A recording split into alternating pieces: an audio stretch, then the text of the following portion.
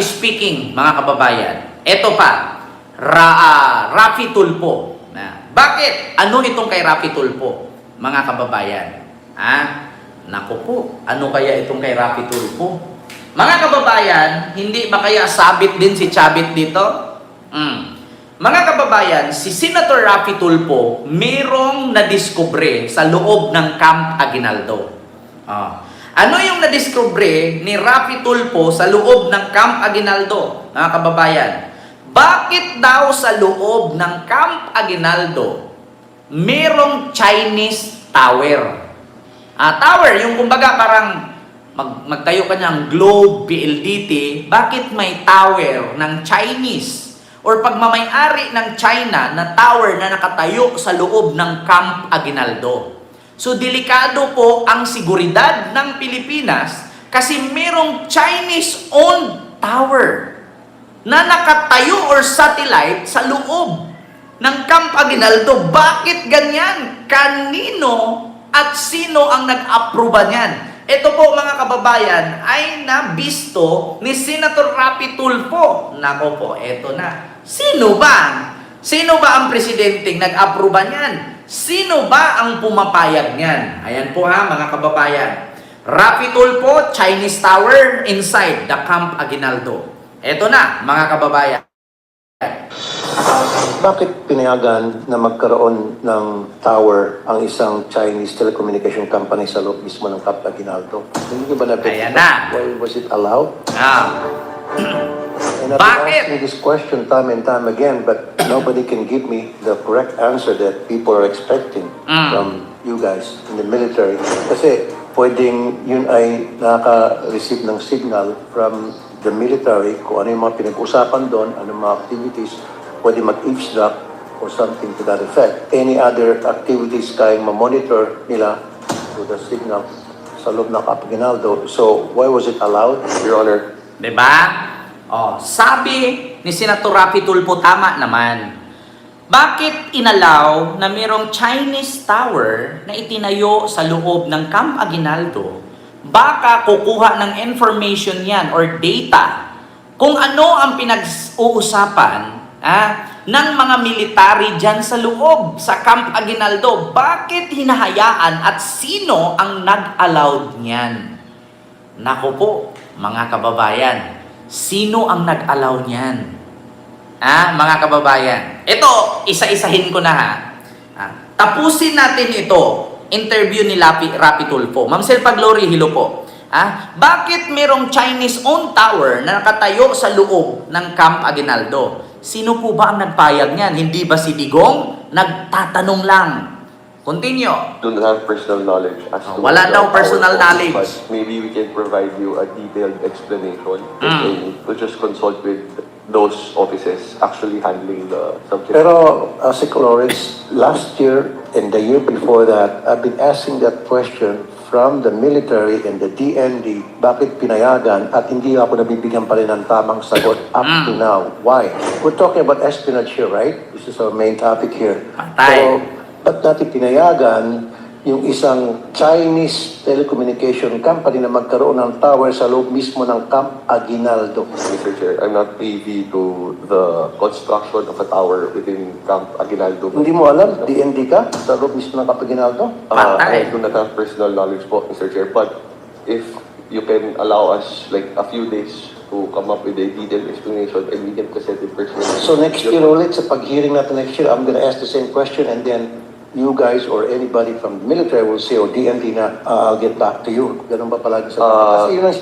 Nako, alam niyo mga kababayan, marami pong nabisto si Senator Raffy Tulfo. Not only that Chinese telecom tower na nasa loob ng Camp Aguinaldo. Meron pa siyang isang nabisto dyan, yung NGCP na nakabase sa San Juan, Metro Manila, San Juan City, lugar ni Zamora or Mayor Zamora. Ang NGCP, yan po ang kumpanya na may hawak ng kuryente sa ating bansa na kung saan halos po ang nagmamay-ari niyan ay Chinese government. Kaya po nagtatanong si Senator Raffy Tulfo, bakit Chinese government ang nagmamay-ari ng kuryente ng Pilipinas? So anytime, pwede nilang ipasara yan. Pwede niyang i-block out ang ating bansa. Ito Pero, mga kababayan, nasolusyonan na po yan. NGCP. Chinese. Ito, mga kababayan. Nabisto ni Tulfo rin. Naku, sa Senado din yan. Bakit pinayagan? Ito po ay isang iPhone SE. Ito Lumutang sa pagdinig ng Senado na wala palang mandato ang Department of Information and Communications Technology na suriin ang mga equipment na binibili ng gobyerno abroad. Tuloy tumindi ang pangambang may kakayahan ng China na tiktikan na ang NGCP. Nasa frontline ng balitang yan, si Mayan Los Baños. Posible bang taniman ng virus ang mga equipment ng National Grid Corporation of the Philippines na binili mula sa ibang bansa? Yan ang tanong ni Senator Raffy Tulfo sa pagdinig. Yan po ang kababuyan at kabulastugan ng Administrasyong Duterte. Ngayon ninyo sabihin, magaling si Digong. Magaling si Digong. Tignan ninyo, 60% ng kuryente sa Pilipinas pagmamay-ari ng Chinese government. So how could na Chinese government ang nagmamay-ari ng kuryente sa Pilipinas? Pilipinas tayo. Meron tayong sariling sovereignty. Meron tayong sariling batas. Bakit meron Chinese government na pagmamay-ari sa ating bansa? Tapos ngayon sasabihin ninyo, kinulong nyo si Digong sa dahig, meron naman tayong sovereignty. Pero hindi nyo inisip, binenta ang 60% ng kuryente natin sa China at pagmamay-ari ng China na anytime pwedeng ipa-blackout ng China ang buong Pilipinas. Diba? Ngayon kayo mga DDS magsisigaw-sigaw. Kanina ng Senado kasama ang Department of Information and Communications Technology. Sa gitna ito ng isinusulong niyang Critical Information Infrastructure Protection Bill na layong mapalakas ang ating cybersecurity defense at gawing matatag ang digital landscape ng bansa. Muli kasing pinalutang ni Tulfo ang kanyang pangambang mapakialaman ng China ang power grid ng Pilipinas. Lalo't may 40% stake o pag-aari ang State Grid Corporation of China sa NGCP. Kita nyo? Very dangerous. China. Na yung NGCP natin, yung may equipment doon, halos lahat, made in China and in Chinese character na hindi alam i-operate ng mga Filipino technicians. Well, but precise question, Mr. Chair, and valid. Kahit pa ang gamit natin ay merong malware, Mr. Chair. Halimbawa, a hardware, which is very possible po, Mr. Chair, yung pong statement ninyo, na we don't even know, Mr. Chair. Diba? Pagdating ng equipment dito na may listener pala yan, Paano kung merong virus yan nakakunik? Na anytime, halimbawa nag-eleksyon tayo, bigla nilang i-block out. At dito sa balita na to mga kababayan, mahaba po ito. Ang kuryente sa Pilipinas, merong 3 button yan. Nasa Luzon, nasa Cebu, at nasa Cagayan de Oro. Anytime pwedeng pindutin yan, mag-block out ang buong Luzon. Mag-block out ang buong Cebu, ang Visayas, at mag-block out ang buong Mindanao.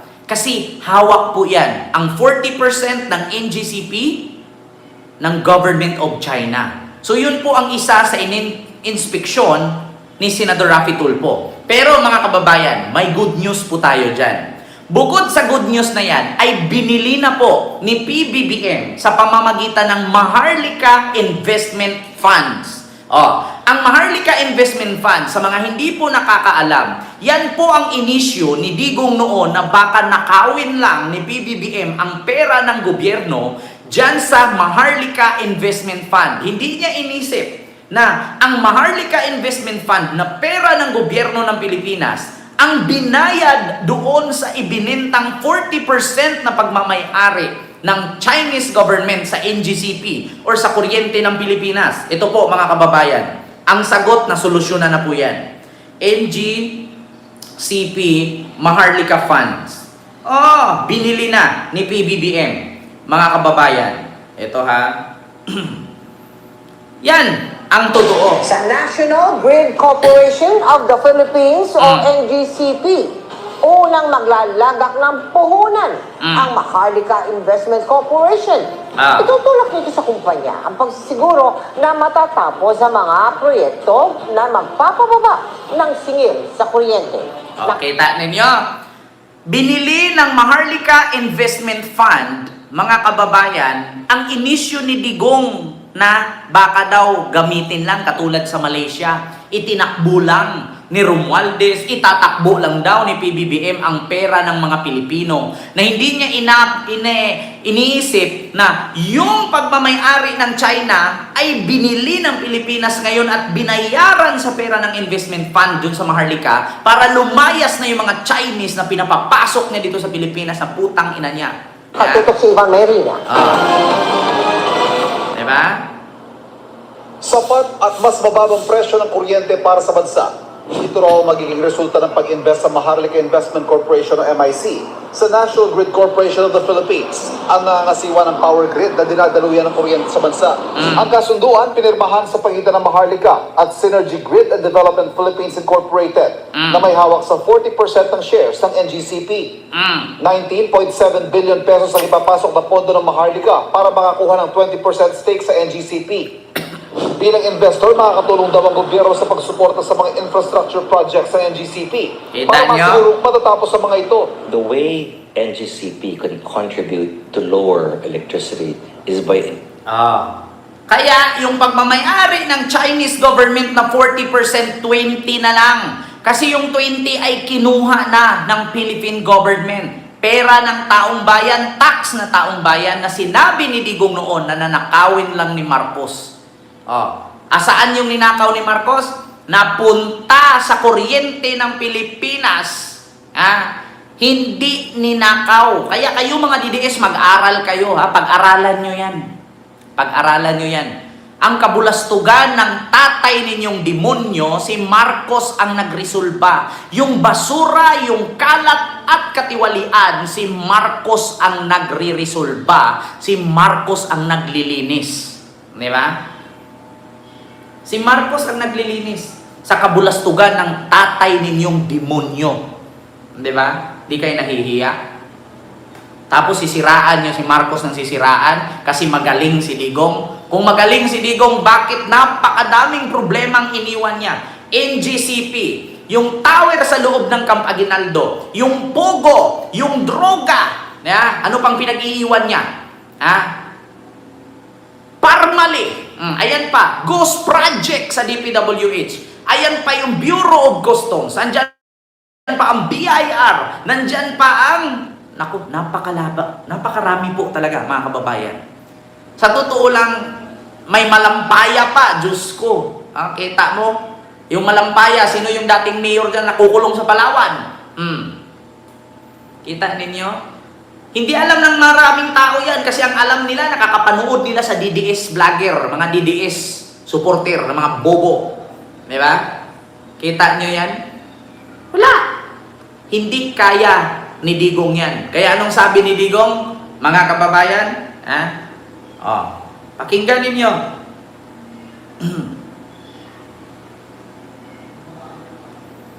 Pakinggan ninyo, mga kababayan, yung sabi ni Digong. Hindi ko kaya. Kaya humanap kayo. Hindi ko kaya itong corruption.